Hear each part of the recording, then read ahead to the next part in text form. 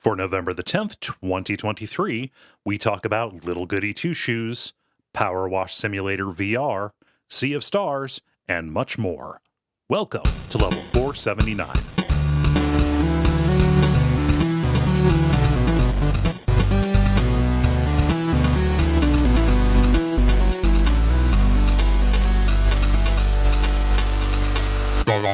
My name is Kole Ross. I'm Dennis Furia. I'm Jala Prendez. And I'm Ben Merkel. And you're listening to The Level. It's a podcast for people who love video games. Welcome, one and all. This is a rare 2X Jala appearance. We've got you two times in a row. Yeah. I know. What a surprise. Surprising even me. We appreciate you stepping in. And I actually miraculously also played a little bit more of something else to talk about. So I do have a game to talk about today. Yay. Nice. Yeah. What you got going on? I don't know. I was here last week. Jeez, Yeah, what do true. I say? Oh, Dave's birthday happened, and so we had a real chill time. We just went out to eat somewhere, and then went to a new fancy looking bar place over in Clear Lake area around NASA. It's called Rosewater, and it is very neat. And they made a drink, one of their specials, because we went during happy hour.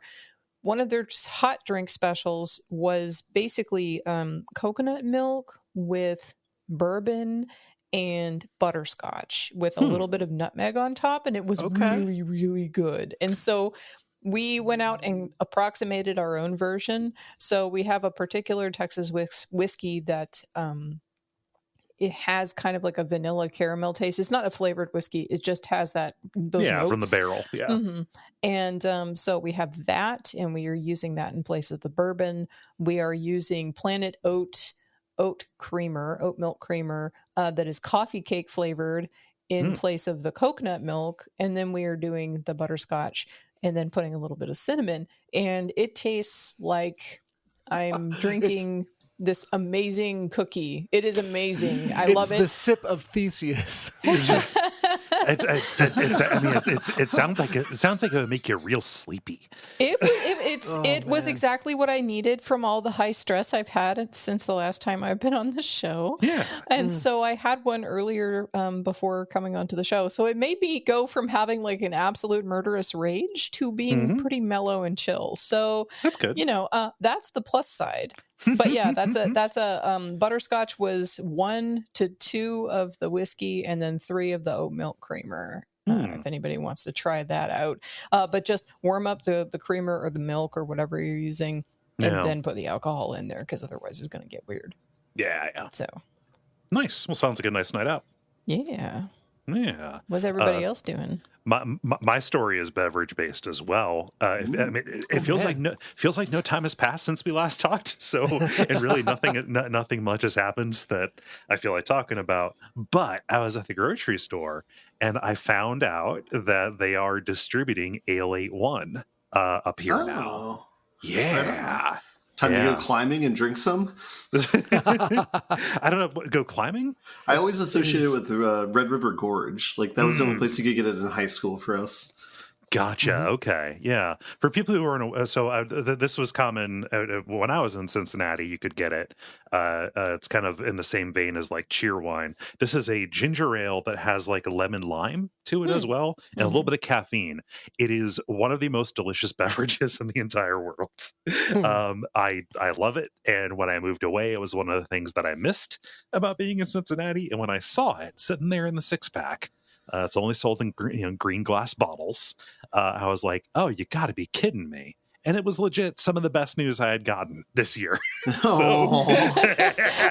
is a statement on how good the news is versus how bad the year is. Right. I mean, like, it's really about those small things, right? Yes, especially when everything is blowing up. You just kind of need to hang on to whatever you've got. Yeah. So I'm drinking some right now. It's ill advised because of the caffeine, but I just I wanted to have some, and I had some calories left over today, so here we are. That's my story. I'm real good. I can continue with beverage themed stories. Do it. I just got... now I'm feeling the pressure. Yeah, I know. You're going to be the last one, Dennis. Come on. No, I got this. I went to Austin over the weekend to visit some old friends, and that was a lot of fun. And so I visited a few spots that I had been before. I went to Elephant Room, which is like this basement jazz bar downtown that's amazing. And they had doubled their beverage menu, and so I had an espresso martini, and it was quite delicious. So cool. Yeah. I'm trying to think about how espresso would play with the flavors of a martini. Yeah, I don't know. Shrug. Oh. They put Bailey's in it, so it was probably closer to the cookie drink. That I could see marrying the flavors a little bit better. Yeah, just because I think of vermouth and gin.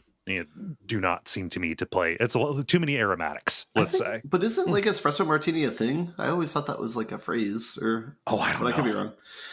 If it's not like a highball, like a well drink, then my knowledge drops off precipitously. Well, that's cool. We need a drink expert. Dennis, what have you been doing? So I hosted another session of Band of Blades this past weekend, which is the TTRPG based on Blades in the Dark that I'm running my in-person gaming group through. And things got rather boozy. Which made everything very fun. The squad kind of intercepted this shipment that had a thick metal container, didn't know what was inside, got their hands on the key and decided it would be good to open it. And I think I'd had enough whiskey at that point in the night that I was literally standing up and running around the room, acting out what was happening. Everyone, laughing, having a great time. So it got animated. I did a Matrix dodge style thing to show how one person interceded. It was a good time. Yeah. But yeah, who knew that drinking and tabletop games could be a fun time? D&D. Yeah. Yeah.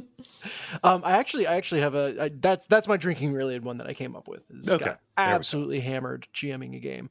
But the other thing that I've got going on, and you guys will actually be the first people to see this. I run this Slay by Comment thing on Reddit for Slay the Spire, and had enough people support that I got to commission a movie poster based on the first season of the series. Okay. And let's see if this actually comes up. Oh no, I don't know if that loaded.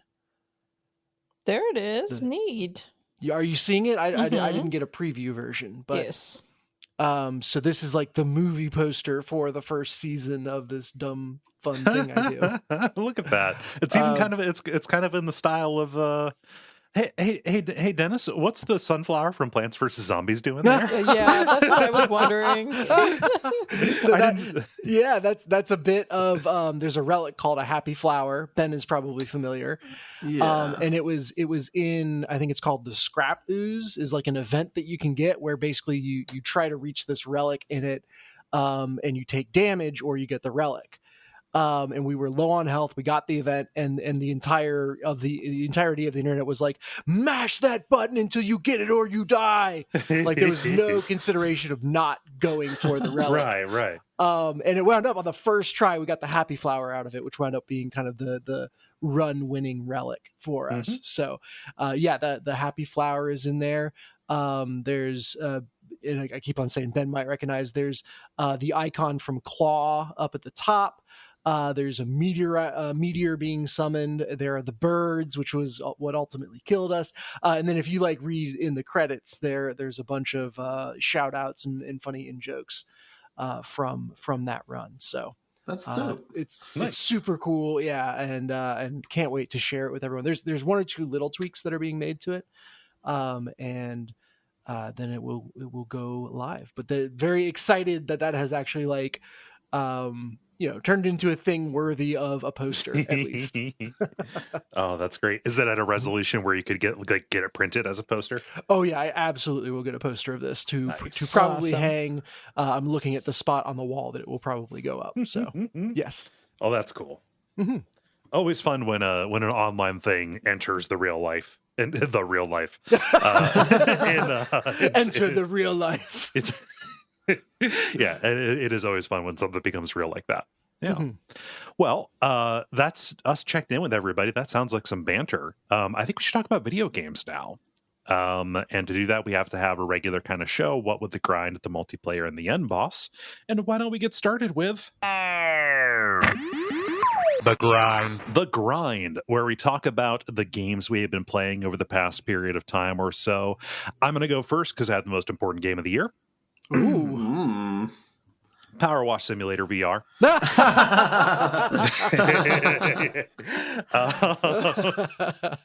Yeah. I'm impressed that you're recording with us right now, honestly. You do not still queuing. You cannot confirm that I am not wearing the headset right now. This is true. My brother, we talk on the phone pretty much every day, and we ended the call yesterday, and it's like hey, why were you power washing virtual furniture? Because I posted a video of it making a joke like, well, I live here now, goodbye forever, it's better this way. And for a second he was worried about me, that because I was saying goodbye or whatever. That's hilarious. Then he got the joke. And then I had to explain to him why one would play a power wash simulator game. Mm-hmm. Did you say it's a power wash simulator game? It's not necessarily self-evident. If you're soulless and don't understand the joy of power washing. Yeah, I only barely brushed on the topic of lawn mowing simulator. But so this is made by the same studio. It is literally just a VR version of Power Wash Simulator. So this section is going to be real short. But it's neat, it has the same jobs. They don't have the bonus jobs like the DLC with Final Fantasy VII stuff in there just yet. But you start out cleaning the van, and then you're cleaning the backyard. Then you go and clean the playground. And you got the same set of gear, same nozzles. You can spend your money to upgrade all of your equipment and also buy soap to make the job go more quickly, things like that. And I think the big thing, like the big addition for it being in VR, is that things end up taking less time because it is less. You dedicate less time and energy to finding the right angle to, locate a tiny speck in a corner sort of thing. Yeah. Because like so many of the things in Power Wash Simulator, which is basically just, hey, there's a texture applied over this. Like, can you rub like an MS Paint eraser over it to get rid of that texture?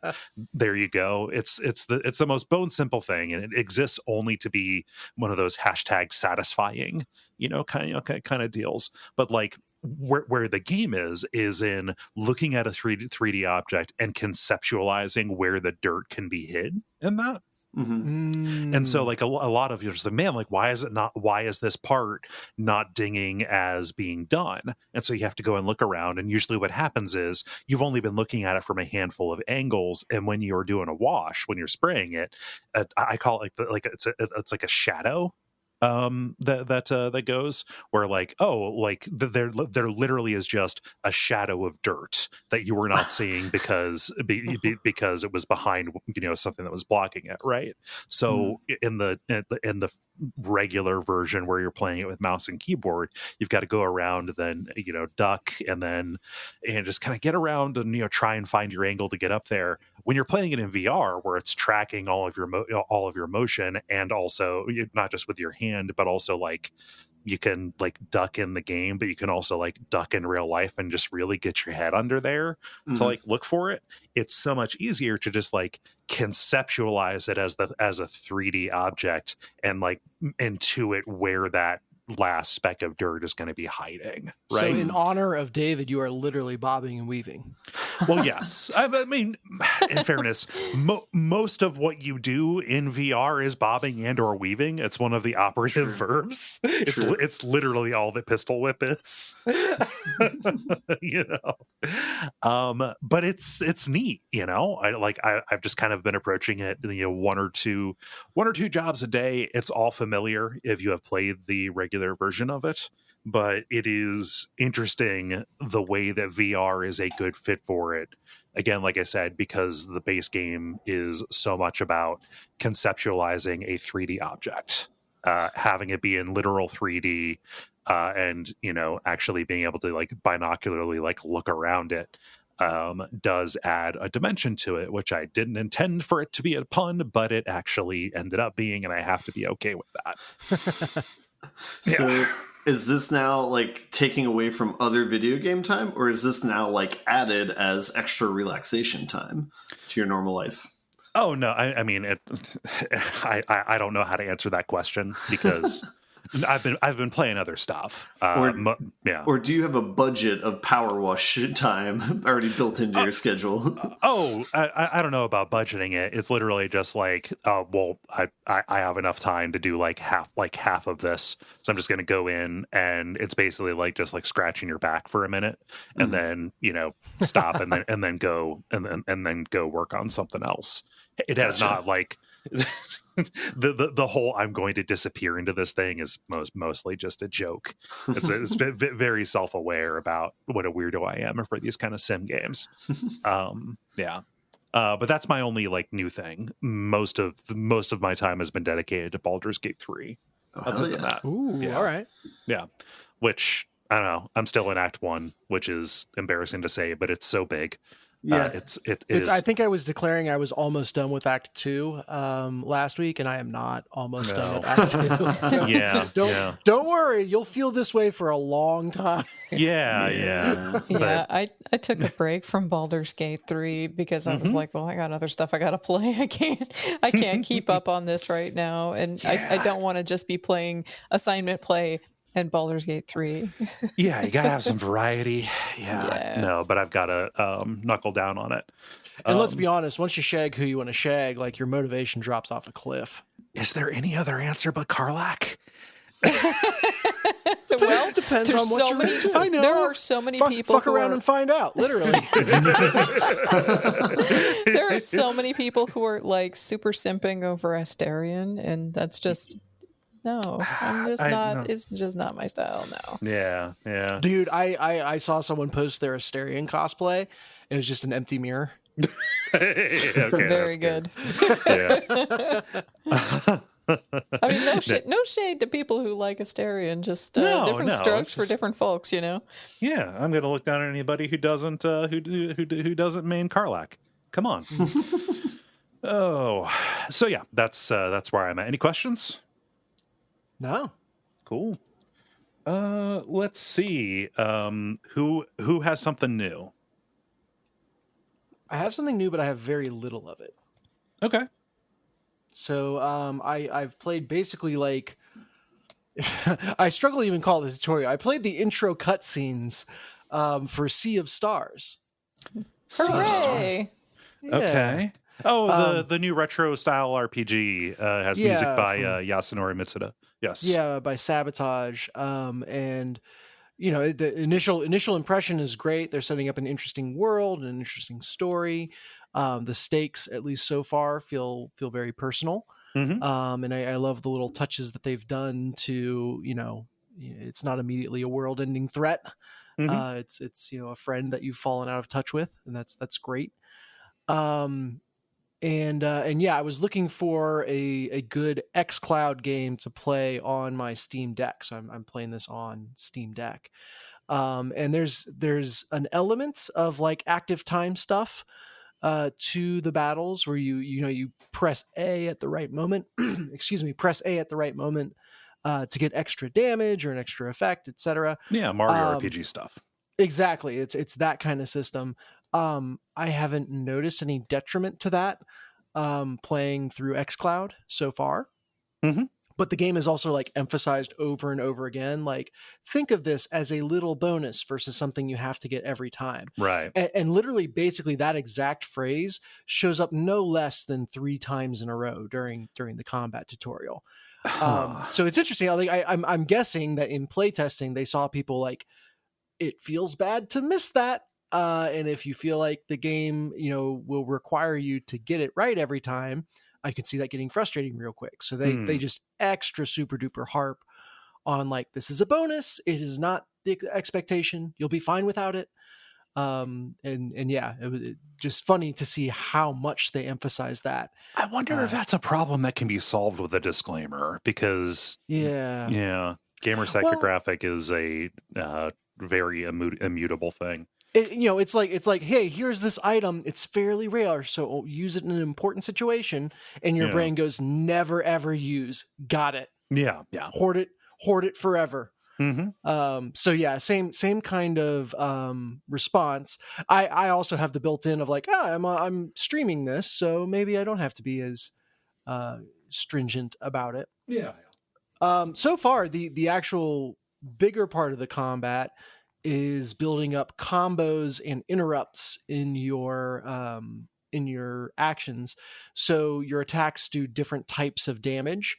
And once an enemy attacks the first time and they're prepping a next spell, they'll have icons over their head that show you an order of damage types that will interrupt their next spell. And so if you can lay that out with the people in your party, you can kind of mitigate their next attack.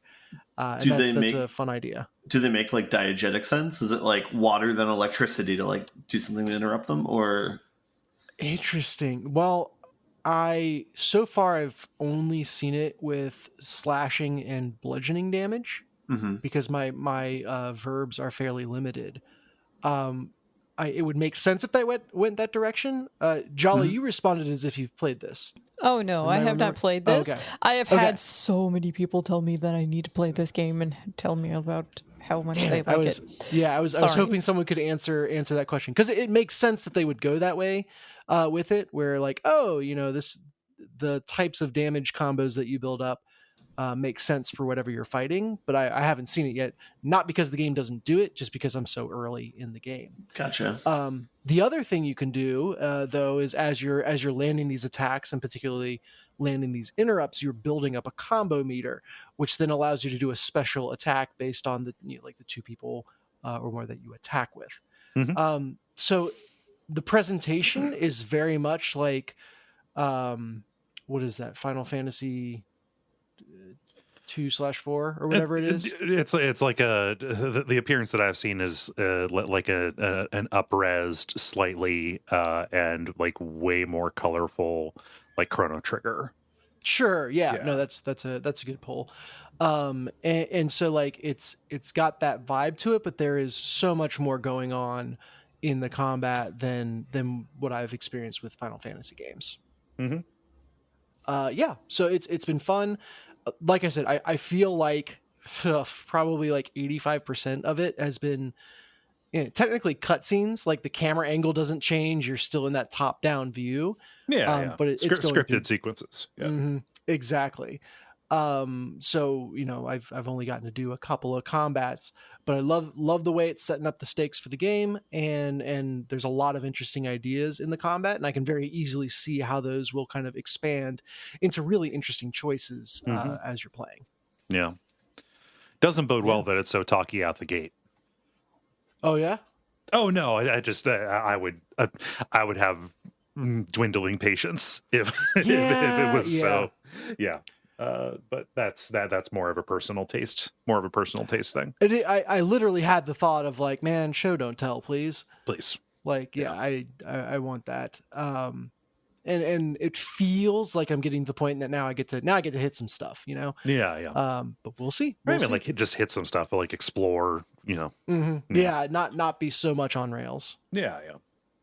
So that's Sea of Stars. I too have had lots of people rave about it to me.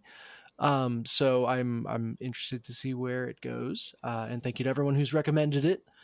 That is enjoyable. I've listened to the soundtrack because I stand Yasunori Mitsuda. So yeah, it's a good soundtrack. So much so that I'm playing this on my Steam Deck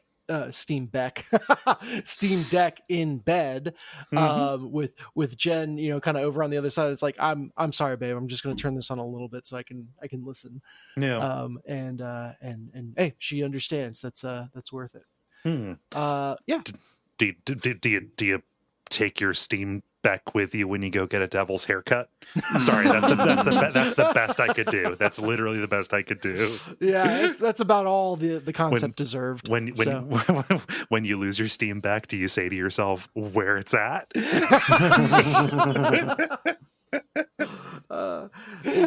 It's got so many features. It's got 2 turntables and a microphone. Yeah. All right, we're gonna leave that. Leave that. I'm impressed by the Beck pools on this podcast.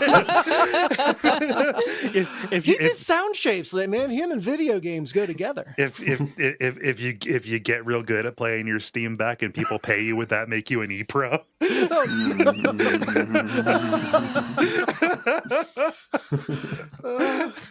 This was supposed to be a short episode, but I can tell already it's just gonna be 3 hours. No, God, no.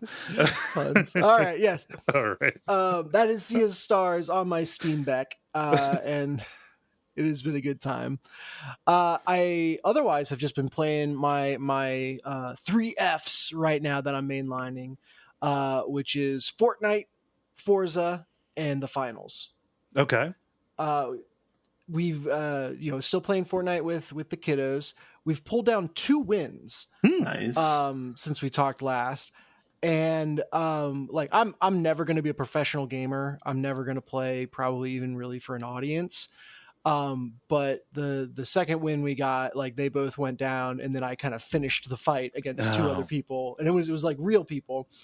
And them like cheering me on and shouting and jumping and just losing it. Nice. Has got to be that feeling. Like I've gotten as close to that feeling as I need to get. We're not gonna mention the fact that the 2 people I fought were probably kids the same age as them. They don't know that, and no one's gonna tell them. See, it's impolite to say it. Yes. Child abuse. Yeah. Well, until all of that just happened, I was going to say, and the most wholesome... thanks, guys.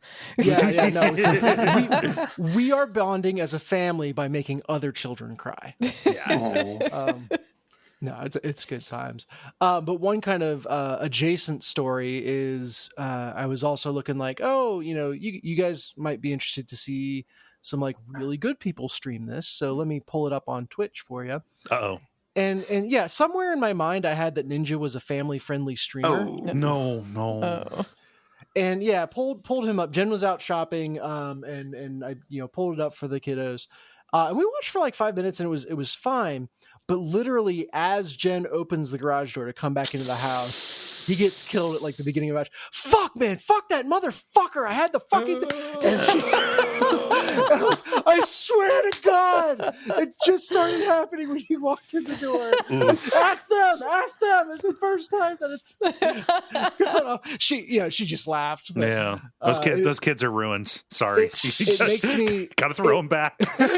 It makes me think of when Jen and I were in high school and dating.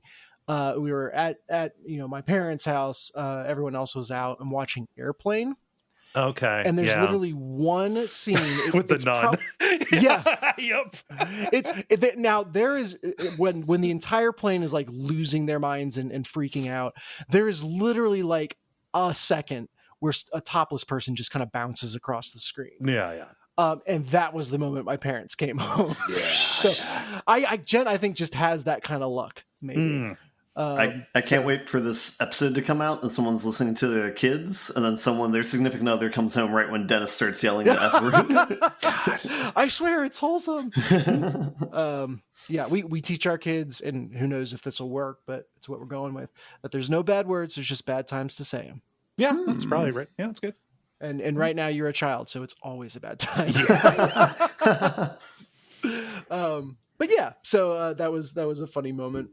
Nothing really new to share on the Forza or the finals front. So yeah, that's me this week. Cool. Jala, I want to hear from you. Yeah, so I played Little Goodie Two Shoes, the first bit of it. I said I wasn't going to play this, and here's what happened. A friend of mine who is a very good friend and who I had been speaking to about Pocket Mirror was interested in it. And even though he doesn't play that type of game, ended up playing through the entire thing, loving it, and is on a replay. Still doesn't know what's going on, so it's not just me. Right. Okay. He's going to watch like the video explanation video thing like after finishing the second round. But anyway, as a result, we've been talking a lot about Pocket Mirror after the fact of me finishing it and setting it down. And so then he was like, well, did you look at, Little Goodie Two Shoes? And then started talking about that. So then I was like, well, there's the demo. I'll play the demo. And then I was playing the demo. And it's really just like the Pocket Mirror demo, it's really lengthy. It's probably, when I was playing through it initially, it took about 2 hours. On a replay, skipping all of the text to get back to where I was, it took me about an hour. So it's more like about an hour and a half of like normal people time trying to go through. So it's pretty substantial. But I will warn folks, if you try out the demo, understand that the save is not going to carry over, at least on Steam. Yeah. So just understand that. Ooh, that feels like a cardinal sin. Yeah. And the thing is that Pocket Mirror was also that way. There was a conversation that I was having with some folks about it, and there are games on Steam that do allow you to carry over your save data from the demo, but like some folks are conjecturing that that's like really a pain in the butt to try to program. Yeah. But anyway, so this game is also by Astral Shift, and it is developed by Astral Shift, published by Square Enix, actually.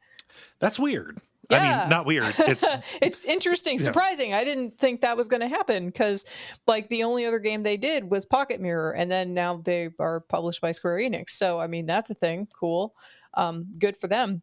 Mm-hmm. But I will say, even though the original game was RPG Maker, this game has 100% hand-drawn everything. Like, it is also a little bit different of a story. I mean, it's still got creepy stuff going on alongside stuff that looks really happy and everything. Kind of like same Pocket like Mirror. Alice in Wonderland vibe. Fairy tale, but like fairy tale in the dark forest. But like the dark forest is only dark at night, and the rest of the time it's super happy fun time. But like the main character in this game, in Little Goodie Two Shoes, is mentioned in Pocket Mirror and is very important. And this is, as I mentioned previously, a prequel game. So this happens before Pocket Mirror does.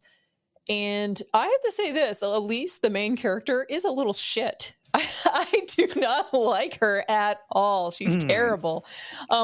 So the basic premise that you get in the first 5 minutes of playing is that there's an old lady who used to live in the woods outside of this little rural town, and she really wished for a child, as usually happens in fairy tales. Well, she ended up finding one in the forest and then brings her home. It's a little girl and ends up raising her, and that would be Elise. And then one day, of course, she passes away and Elise is left alone at the house. And Elise, being the only person in the house now, has to work night and day, long hours to just put food on the table because, she's poor. She doesn't have any other means of making money other than just working all the time. So she dreams of fame and fortune, or more specifically, not so much the fame, although she does think about castles quite a bit, but she wants to be filthy stinking rich so she can have lots and lots of maids. Also, in this game, you can like romance some of your friends, and they're all girls. So you can read into her maid desires however you so are inclined. Okay. But anyway, so this game, it is like you go in between, at least so far as I've played, you are going through each day, and there's different times of day, and the segments of the day pass according to different story events that you do. Or like if you go do a task for villagers in town in exchange for money, then you get to play a little mini game, and I'll get to that in a minute. And then like it'll pass time forward a little bit, and every single time a segment of time passes, you like your food meter goes down, and then if you get to where you're starving, then you start to lose health. So You have to balance your survival, like how much you're working versus faffing off and hanging out with your many girlfriends or whatever. You have to balance those things. Dating sim / survival game is not a genre mashup I would have expected. And so here's where we're at. But then it's also a horror game. Like there's weird stuff that's going on. Wait, a horror game? It's a horror game. Come on. All right, it was low hanging fruit. So anyway, yeah, there's also things where Elise finds different little weird notes in town, and they have these little cryptic messages with the symbol on them, and then you're like, hey, I saw that symbol at the crossroads, and this note is saying something about something being over there. And then you go, and you end up finding a critter. This is all in the demo. You end up finding like a spooky critter guy who comes after you, and you can be killed if you are not running away fast enough. And dodging and dislodging the rock from the place where it fell in front of the exit, that kind of thing. Yeah. So there are some more intense elements to it, and there is horror. Like Elise is approached, and then like several people say that her grandmother, the one who had found her in the woods and raised her, was a witch. And, they treat her like they do and make her basically everybody's made for hire as a result of their contempt for her as the daughter of a witch or whatever. So anyway, like it's where the demo ends, and I played a little bit past that, but where the demo ends, it's kind of setting it up to where they're talking about him and his feast and his this, that, and the other, bringing up another character that is from Pocket Mirror that comes into play at this prequel as well. So it's cool. So far it's not super dark, but like you have a sanity meter, so shit's gonna get real. Yeah. I mean, it sounds neat that there is that survival kind of thing. Like, are the mini games any good? Oh, yes, I forgot to tell you about the mini games. Yeah, so far I've played 2 mini games. Basically, you have to get all the eggs from the chickens, but you have to do so when the chicken moves off the egg, because otherwise it's going to peck the crap out of you and you lose life.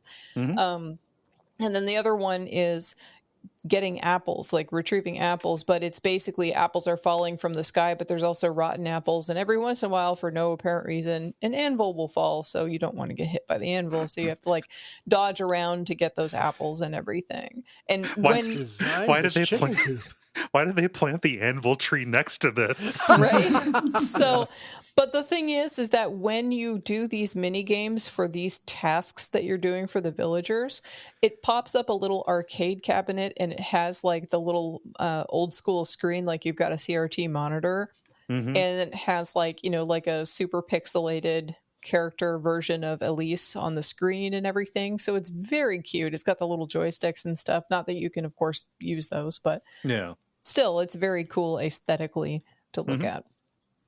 And the music is excellent. The art style is really, it's not my thing. Like the character portraits and stuff is not really my style of anime art. It's very kind of generic, almost like borderline gothic Lolita kind of thing. Well, the thing about it is that they were going for 90s anime, which, okay, yes, that definitely looks like 90s anime. But one thing that my friend said about it was that it looks like good deviant art, but like deviant art.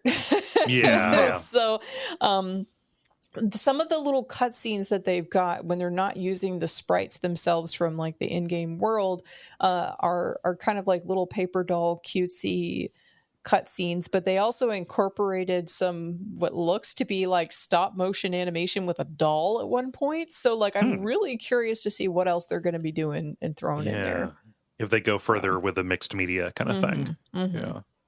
Yeah. So, but one of the most entertaining things to me anyway is that one of your love interests is a nun in the church in the town, and she is very spicy. She she has an attitude with Elise, and she teases Elise nonstop, and I love her for this because Elise is a little shit. And also her name is Lebkuchen, which is a type of German Christmas cookie that I really like. Huh. Nice.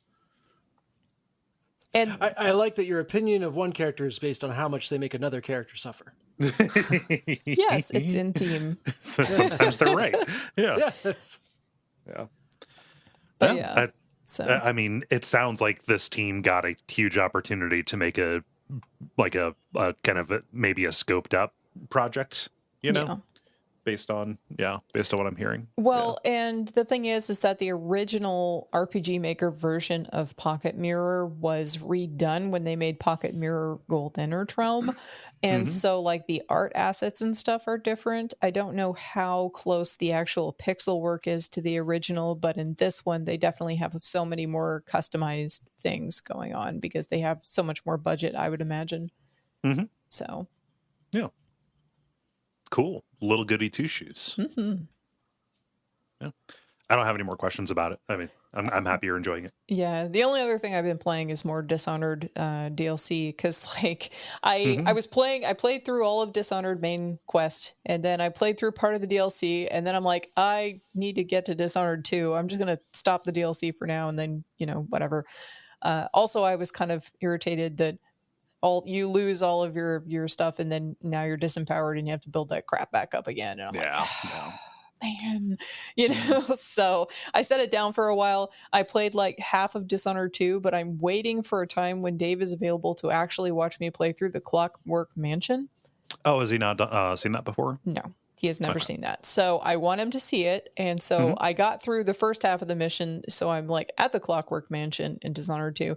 I'm just waiting for him to make himself available so that I can show him that. But he's like in the crunch zone for trying to finish Lies of P's. So, you got to do that. But in the meantime, though, I was like, well, since I can't progress in Dishonored 2, I will go back to the DLC that I left and pick it back up. So I finished off Knife of Dunwall and half of Brigmore Witches, or Brigmore Mansion, or Brigmore, whatever the heck it is, that one. God, that DLC is so good. It is. Although I have to say, and this is something that I mentioned to the folks that I will eventually be doing an episode about Dishonored with. I was like, the thing about Delilah as a villain, everything about her is like Teflon. Nothing about her sticks at all. Like the only thing I know is that she can talk through sculptures and that's cool. But like, I don't know anything about her motivations or any of her reasons or anything. Like, I don't know anything about her. And like, they'll tell me, and the moment that I read it in the thing, or if somebody says something, I go, oh, okay. And then like, it slips my mind. I only know the explanation of who she is at this particular moment because I was told again last night.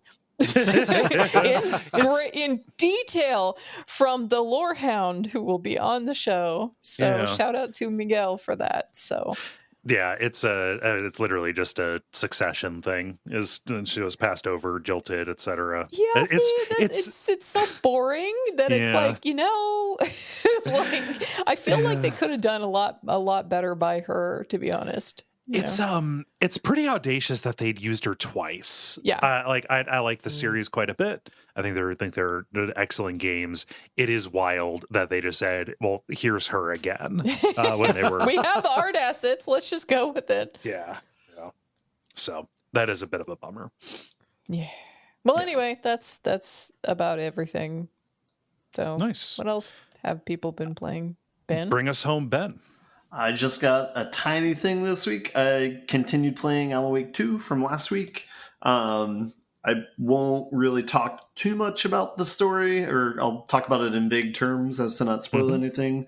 That said, I think there's one part that I will say that's like a mild spoiler, so if people don't want to hear it, just like skip ahead. But it's not like a story thing. Well, anyway. The main like development over the last course of play is that you unlock a second character to play as, and I feel like most people should expect this, that the second player that you can play as is Alan Wake. So, all right, yeah. So hopefully that's not a huge spoiler or anything. Yeah, sure. Yeah, no, it's just, I mean, you're joking, but also doppelgangers factor in. Yeah, that's true. Yeah, and it's interesting how they have him as a playable character. The gameplay changes where it's like you're not like doing the detective type mechanics like you are with Saga. Instead, you're doing this sort of like rewriting the story type mechanics where Alan Wake is typically wandering around in like a dreamscape of sorts. And I guess it's kind of similar to the feeling of the first game where you're not sure if he's like in an actual nightmare or if it's it's more akin to the DLCs, but it's the idea of his words affecting the reality is more of a DLC thing. Yeah, and in function with the gameplay, basically the way it works is it's kind of similar to like BioShock Infinite, where it's like you can basically change out a choice and the environment layout will change in a way. So like, I'm using this as a fake example, but it's like you could change like the plot of the book that he's writing, which is the level you're in, as like a comedy or a mystery or a lost policeman or something like that. And so whatever you're changing the plot for in the menu, it'll change the environment and the scenery to match like that sort of fiction. Yeah. And they kind of use this as a way to kind of further through the level and kind of like solve puzzles that way. Yeah. This is in addition, Alan has a lamp that can collect light from strong light sources, and you redeploy it when you come to flickering light sources. And whether or not something is lit up changes the state of the environment. And what's impressive about not just that, but also the changing based on the plot points, like the plot board kind of thing, is that it's instantaneous. Like from a technical standpoint, so you hit this and then just immediately I don't know if they keep like 5 different versions of the world loaded in memory or what. Yeah Well, I mean, I guess like there's like a meter you fill when you like turn on and off the lights, so maybe that has to do with like how they load it as well. But but otherwise the other gameplay I want to talk about is like the combat, since I've experienced more with that, like because I wasn't sure how it was going to go last time I talked about it. It seems pretty good in this one outside of the first boss battle. The first boss battle is like, oh god, that's so bad. Nightingale, it's pretty rough. I mean, don't feel bad if you have to like go up and like look at like tips on like how to beat it or whatever, but basically I think the main lesson that I learned playing it that people should know, I guess, going into it, is headshots really matter. So if you like they might give you like 20 or 30 bullets, and if you just shoot the person in like the stomach with all of them, it will not kill them, and it'll put you in this weird state where there's no ammo left on the map and the person's chasing you, and so you just kind of have to be like, I guess I'm gonna die, or like I guess I'll let you kill me. I guess I'll die. Which is kind of like a miserable game state to be in. But after taking that into account and trying to be more judicious about like shooting the person in the face, even though it's like weird because like you shoot them in the face, but there's not an effect when it happens. But that's like many video games, I guess. But after doing that, I was able to clear the boss battle, and combat outside of that, it seems to be pretty good. It doesn't seem to be as punishing as the first game, to me at least. A lot of it, especially the combat that you do with Alan Wake, he has like the flashlight gun combo like he does in the first game. The thing that's kind of interesting is instead of it just being shadows that are people that are coming towards you, it's shadows that may or may not be a person coming at you. And so as you shine your light on them, after maybe like literally 5 to 10 seconds, the shadow might like kind of disappear and fade away, and there's nothing there. But some of them don't fade away, and they keep walking towards you, and then they hit you with like some sort of weapon. So it makes for this really cool atmosphere where you're constantly like kind of checking around you. There's no like everything is a threat essentially, or anything could be a threat. So you kind of take all these things somewhat seriously. And then to tell whether or not it's like an actual person, if you, as I said, if you shine a light on for like 5 to 10 seconds, then that will tell you. Or you can focus the beam that you have on them, and it'll either like pop them into a thing that you can shoot, or dissipate quickly. But it's at the expense of your batteries that you have for your flashlight. Whereas Yeah, it makes the batteries into like an ammo an ammo concern. In the first one, it was like shining the flashlight on somebody in the non focused state would still eventually work to to hit them. You just focused to make it go faster. And in this one you kind of have to focus it a little bit in order to make this in order to make the combat happen.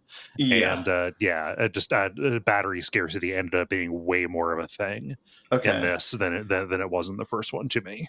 So I definitely think it's like you have to go wide beam just to figure out where the threats are, and then you have to only save your batteries for like popping the threats, and so you can actually shoot them. Yeah. But yeah, I thought that was an interesting way to do combat, where it's fewer enemies than in the previous games, but they're kind of bigger threats, and there's more of like this like puzzle element to figure out where the actual enemies are. Yeah. So it's interesting.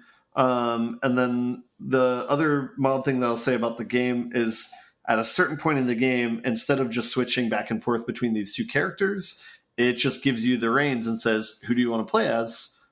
You can pick, and it'll be like this until the rest of the game. So choose who you want to play as. You can play in any order, like go have fun or whatever. And this is kind of where I took a break in the game, because I'm like, well, I like playing as Saga, and I'm kind of bored by the Alan Wake parts. So should I do Alan Wake stuff first and get that out of the way? Should I eat your vegetables? Yeah. Or should I do Saga and enjoy that, and then be like, all right, I'm done with the game or something? Or I don't know. And do you know you're going to have to complete all elements with both characters? Or can you be like, look, I'm going to mainline Saga and just... I'm assuming you have to do both, because kind of like the interplay between them is like, Alan Wake is writing this story, and then Saga is trying to solve this crime, but is also reading pages that Alan Wake has written. So it's like they're kind of like an intertwined story, but they are independent of one another. Meaning, like, you can go and solve this detective story and just see all the pages in the world, and then later you can go write those pages as the Alan Wake storyline if you want. Nice. So it's an interesting approach to how to design a game. So I do appreciate the originality there. So I don't know. Yeah, I'll take the plunge at some point and make a choice between who I want to play as first, and then go from there, I guess.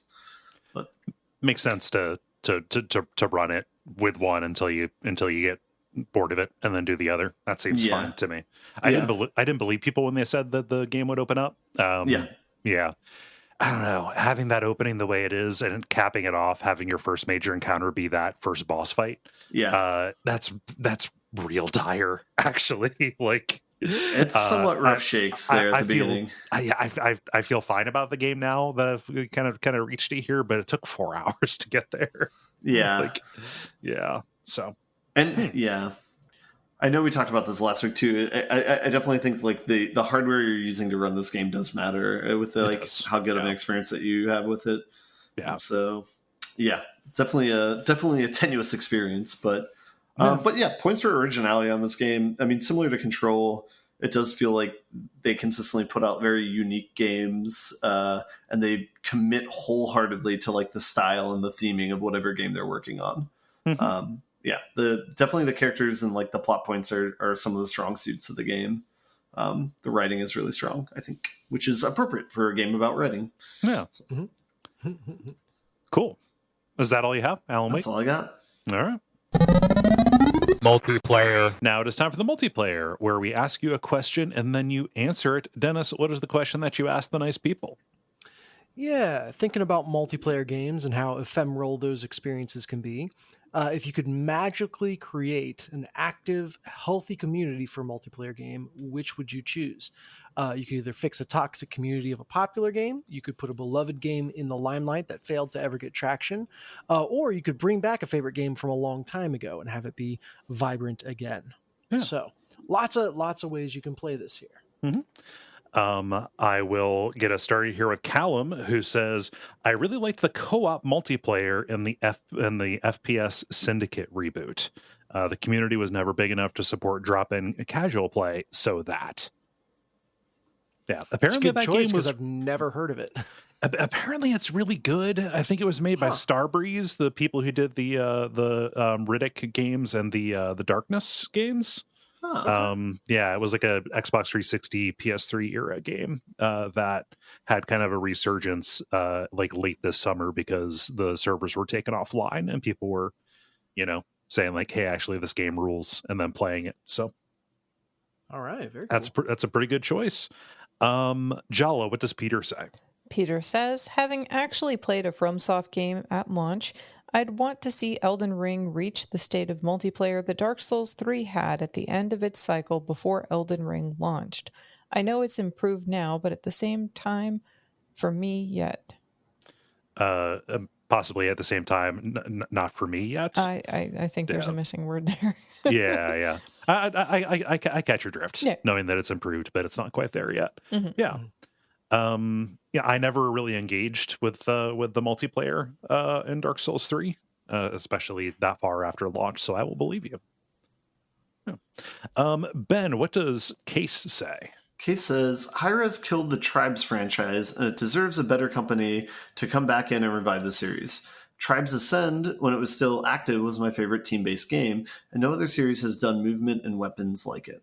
God, Tribes is so good. Played Tribes 2 back in the day.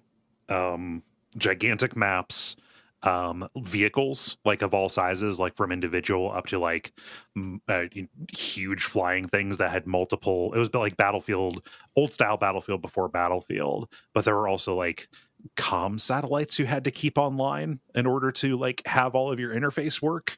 And all of this was on top of kind of a standard capture the flag kind of thing. Tribes ruled. Tribes is really good. I remember Tribes as the game that in high school, like the programming classes would just sometimes play Tribes instead of do class. Oh God. Just classroom LAN party. Good stuff. That's all the listener responses. So Dennis, gonna throw to you for yours as opposed to having you do yours last year. What's what would you do? It's in the picture that I put up for this one, and it is no secret that I loved the Cycle. Not the Cycle Frontiers, which became a Tarkov clone, but like the original game, the Cycle. Just had a great mix of PvE and PvP. And now that extraction shooters are kind of in vogue, I feel like you see a lot of games saying they do that, but it's just not the way that the Cycle did it. So I'd get more people in there because it really shined when you could have a good lobby. Mm-hmm. A little bit ahead of its time, you think? I think so. Yep. Yeah. And then I think it was just they could never quite find the balance of PvE and PvP. No. And maybe we're too timid to truly make PvP a dangerous thing. Yeah. Because it always felt like, okay, well, the best players in the lobby are always going to go PvP, and everyone else will kind of play around them. Mm-hmm. When I think really leaning away from that would have done better. Yeah. I gotcha. I'll do mine since that's where we're at in the rotation. I would want to revive EverQuest, but very specifically in the pre-Planes of Power. So before there was very easy fast travel. Also, can we make it 2001 or 2 again? And I could be in middle school again. Yeah, no, that's about where it is. I want to recapture the feeling of an MMO with an actually big world that didn't necessarily have a lot of care for player convenience, and it made players rely on each other a lot more. Would be what I would like to see. And EverQuest kind of is emblematic of that to me. And I'm nostalgic. So yeah. Jala, how about you? Yeah, so I have a couple of answers. My initial answer was going to be Resident Evil Outbreak, which is basically Bomberman with a Resident Evil skin over it. But I never got to play that when it was actually online. Mm-hmm. So I would want to play that online, I think. Other than that, kind of along the same lines as what you're saying about EverQuest, I would revive Guild Wars, the original Guild Wars. Build Wars. Yes, I would bring that back. Yeah. Would you play Build Wars on the Steam Beck? Yes, Build Wars on the Steam Beck. Yes. Yeah, no, I can feel you on the Guild Wars. That was such a weird structure for a game too, being so arena based like that.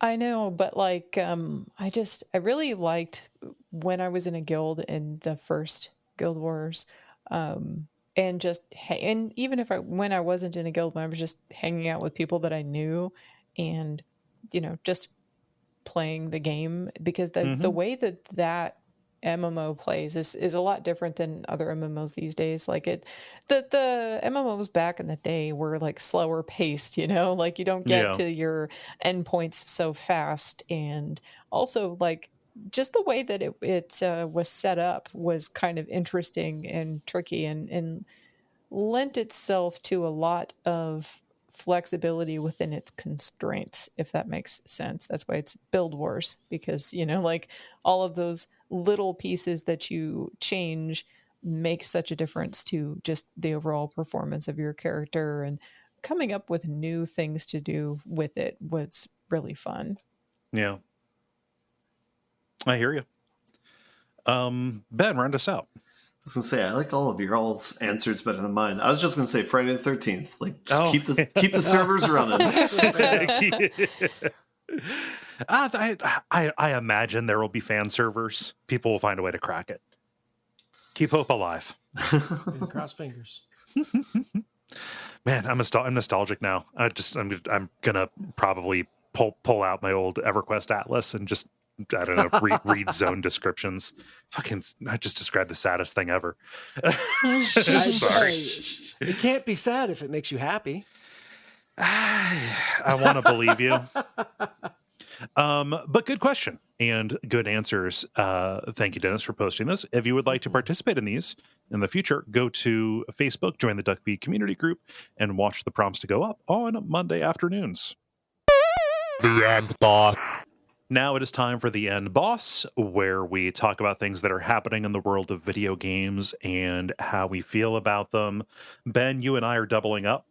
Yeah, no, that's fine. We wanted this to be a shorter episode anyway. I'm only leading with this because it is literally the big news that broke maybe 2 hours before we started recording. This will be old news by the time people hear it.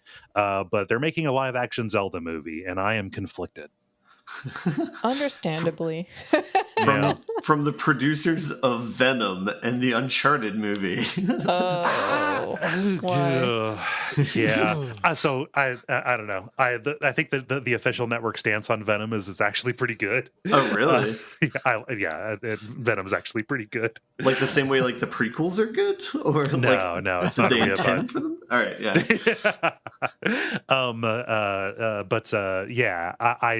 That producer just kind of shitting out a bunch of Spider-Man stuff kind of passively over a long time, getting the director of the Maze Runner movies. If you told me that the Maze Runner was a fake movie made up to be shown as a poster in another movie, I would believe you. So I have no idea what the quality of those is. But Miyamoto is the one who ostensibly made the announcement. No production stills or anything.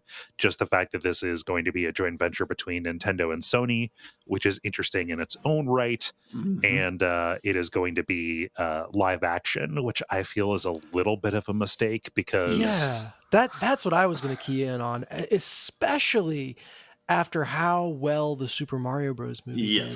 Yeah. Why would you go live action? It leads me to think that they are going in a more serious direction, trying to cater to the people who cried at the trailer reveal for Twilight Princess at E3 in 2003. That is literally me just making up a person to get mad at. But like, I don't know. I think that having it be live action also means Link's gonna talk, possibly, and I don't like that one bit. I think that was going to have to happen no matter what. I can't wait for its Link being played by Chris Pratt. No! You've just written a horror story. Yeah.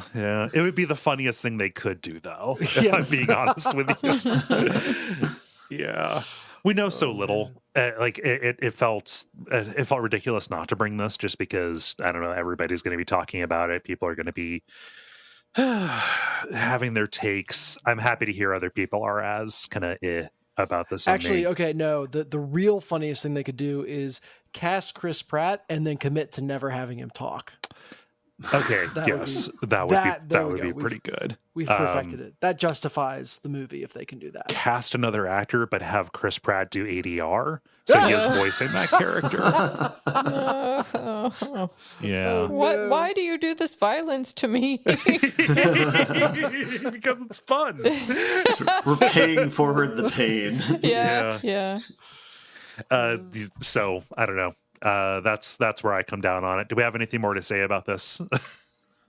No, we're gonna go with the Link approach. Yes. Jala, I'm interested in this story about accessibility.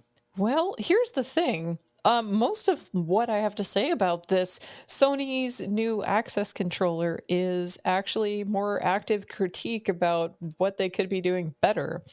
Okay. I had a conversation with a friend of mine who has, accessibility issues, needs to have different controllers and things because he is missing a hand.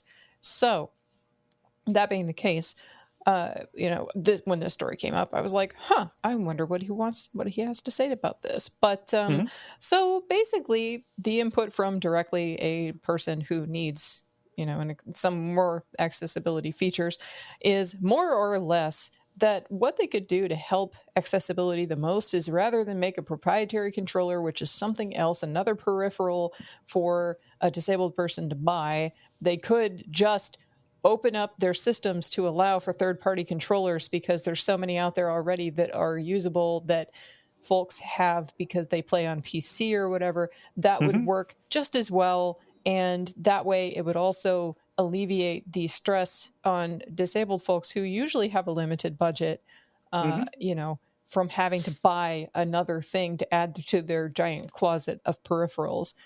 Yeah. Like, for example, this one friend of mine has a special mouse, 2 keyboards, a foot controller, and an Azeron keypad, and none of those work on console. And PCs, of course, are far more expensive than playing on console. So generally speaking, just kind of wanted to bring it to folks' attention. Yes, Sony made an accessible controller. Okay. But also there are so many things that they could do that are just simple that would be more effective to help, because there isn't like a large market for accessible controllers in the first place. They're not really making money off of that. That's just like a nod, Yeah, that's I don't want to speak too hugely on this, because for now I do not currently have a disability that is temporary for all of us, but we're going kind of in the opposite direction, because kind of a sub story of this is that Microsoft is basically rescinding authorization for third-party USB things, which is cutting that off entirely.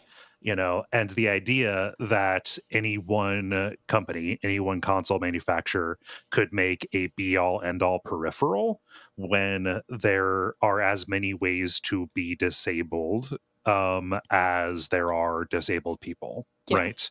There is no one size fits all kind of deal, however versatile that individual one is. The approach that you're relaying here, Jala, makes perfect sense to me. Yeah, because basically Sony is trying to lock the person who needs this controller into being on their console and having their proprietary controller, and I'm sorry, that's not gonna really help out anybody, Kind of shitty.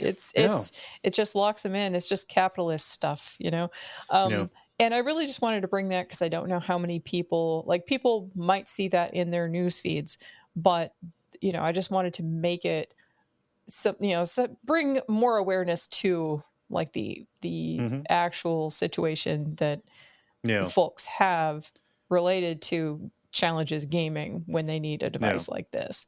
It's not just a simple PR win. Yeah. And it's like we have been having, like the whole bunch of,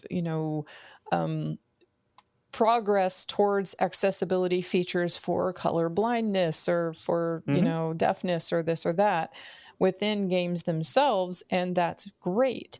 But there's still so much more that we could do. And even if it's something simple like allow people to use third-party controllers, like that's it. That's it. Even if they wanted to be like super shrewd or something, there's probably a way that they could like tax people who are selling like 100,000 controllers or something like that, and still make it free for anyone who's putting in like a random bespoke controller. So it's like it does feel weird that they can't have a middle ground like that. Yeah, it's just a very hostile walled garden kind of thing. Yeah, which is unfortunate. But so anyway, like not to be like a downer, it is good that there is accessible stuff out on the market, even if there's a lot more that could be done. At the very least, this is something.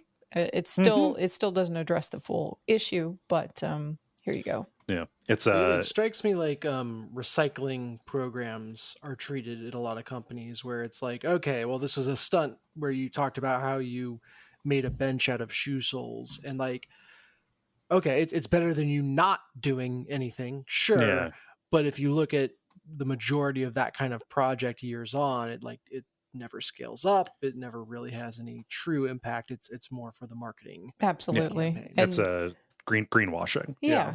Well, effectively, especially since Sony and other devs and stuff have been dinged for not making things accessible. So it's like, this is their PR nod. It's the constant struggle where anytime there's progress, it's like, okay, should I be happy for anything I can get? I know. Or should I be satisfied with whatever they decide to give us? Yeah. Like those two things are so adjacent to each other, and it doesn't feel great. Well, I'll just end that little news story with supportablegamers.org. What is that specifically?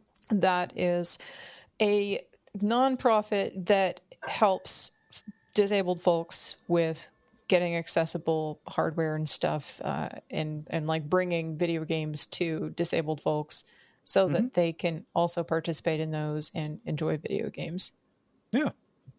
Oh, yeah. I like their little slogan here: combating social isolation through play. Yeah. I was not aware of this. That's cool. Yeah. Let's go to something more absurd and I think ultimately less meaningful than this. I almost brought this story as well, Dennis. What's Sony taking away? This is just a quick excuse to dunk on the Musk. Sony is getting rid of their integration with Twitter. And really the quote that I wanted to pull out of this story was ironically from a referenced tweet post. Exile, I don't know. But the person says, imagine getting your hands on a social media platform so influential that it got all three console makers to literally add a dedicated button to their controller design for sharing to it, and fucking it up like this in less than a single generation of hardware. Yeah. That's all you need to know. It's that bad. Is there new has Sony said what the reason is behind this, or is it it's got to be that Elon Musk tried to shake him down. They announced all these things where we're going to start charging for access to our API, yada yada. There's still ways you can use the share button to kind of set up posting. It's an all purpose, like, hey, I just want to save this kind of thing, like, hey, record that kind of deal. But like ultimately it needs to go somewhere. Like, it's not just from my memories. You don't spend endless hours scrolling your saved videos. Well, if I'm looking for something I want to post. Fair. Yeah. This is when I accidentally pressed the button as I was rage quitting. Oh, I was so angry. The thing that I hated is that it captures the mic audio. Oh yeah, like I had a PlayStation camera attached for VR, and so any video that I captured would also have whatever I was saying. Oh no, as it was being captured. Yeah. Not great. Not often flattering. Yeah. So yeah. I mean, no one's gonna miss this. I mean, I am. It's Really? I don't know. I used it Kole. very infrequently. But it was fun to like screenshot or take a video of something funny and post it. And Jala, I know you know, like mostly on the Switch, but you make liberal use of posting screenshots and stuff, right? Yeah, I go through like bursts of it. I would say mostly if I'm on my Switch, though. But yeah, Look, taking a picture of your screen with your phone is posting it is the cool way to do it. All right, it's like having cracks on your phone screen. It shows that you are authentic. I absolutely and that you don't care too much. I absolutely did that with my 3DS and with my Vita because I could not otherwise get them on the screen. Yeah. the one thing I ever used the function for was exporting No Man's Sky screenshots, and I didn't want to put them on my main at the time Twitter account.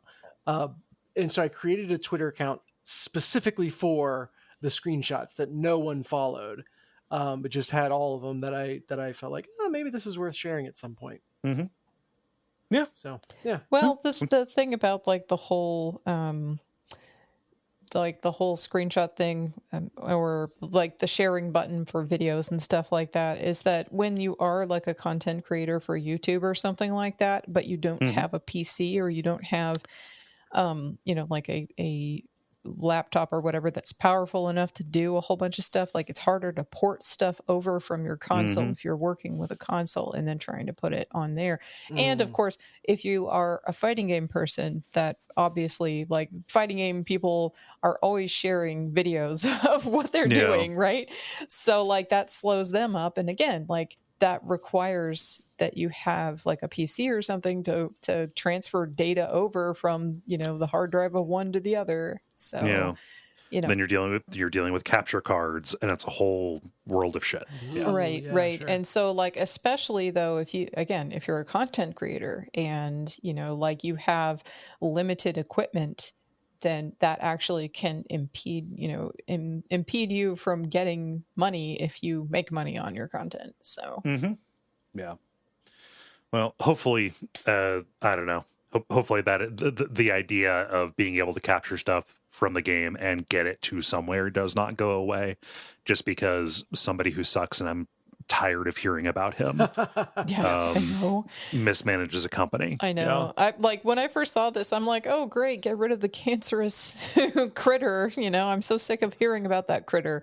But then it's like, no, actually, like there's other people who are actually really affected by this. So. Yep. Fuck that guy. Yep. Yeah. Well, how do you all feel about buttoning it up? We had some crappy news. Let's button it. Yeah. The credits. Thank you so much for listening to level number 479. We really appreciate you taking the time. Gonna put this reminder here. Duckstream is coming up December the 1st through the 4th. We need to talk offline about the time and potential games to play if we want to do a multiplayer kind of thing, but it's going to be the same structure. I'm still working out what I want to play, and then we'll have our blocks and stuff, and then the Portland folks, they've got cool stuff being planned as well. So save the date. It's going to be that whole weekend. Still raising money for the Transactive Gender Project. More important now than ever. Watch this space. Otherwise, you know what you can do to help out this show. All the usual things. We appreciate you listening and your support. Jala, what's happening over at jalachan.place? Yeah, so the last media episode was on Simulacra, the entire IP of those games. So if you are interested in hearing all about those, go for it. There's a thing. There's lots of it. We had a good combo. So check that out. And then the day that this episode drops, I am also going to be having a topical episode of my show that will be about empathy and emotional intelligence, which is important, especially right now. Yeah. Dennis, how about you? Got anything to promote? Just this sweet ass poster that's going to be on Reddit in a little bit. So check that out if you like Slay the Spire. Yeah, post it in the Slack channel once you. Once you do it. So just so we end on good news, because we had so much crappy news. I've been watching the election returns all night. I literally have that up on the screen in front of me. Yeah. No, there are two big ones in Ohio. Issue 1 was enshrining a protection for abortion in the Ohio Constitution, kind of a follow-up to a special election earlier this year. That has passed with a 10-point edge, which is ridiculous in a state this red. And of note, though, there was an August special election, technically an illegal special election, where they tried to raise the threshold to 60%. Yes. So 10-point edge is excellent, and also insufficient. Like also very important that people came out and voted in August as well. Yes. So. That was issue 1, and then issue number 2 was legalizing recreational cannabis in the state, and that passed with basically an identical margin, 10 points. So that's cool. I think all of that is good. I mean, yeah. Or more importantly, do it and don't get thrown in jail and have your life ruined, and also have some bodily autonomy, for Christ's sake. Yeah. So, ending that on good news. It's old news by the time people are hearing this, but I don't know. It's still important. Good news anyway. Yes. Weird that the politics is the good news and the video game stories is the bad news. I know, right? Yeah. If that is the Sophie's choice we need to make, I'll take it. Yeah. No, real life is actually super important. Actually, cool. Well, I've been Kole Ross. You can follow me on Blue Sky at Kole Ross. I've been Dennis Furia. You can follow me on Blue Sky at Furia Games. I'm Jala everywhere, including Blue Sky. And I'm Ben Merkel. And stick around for some titles.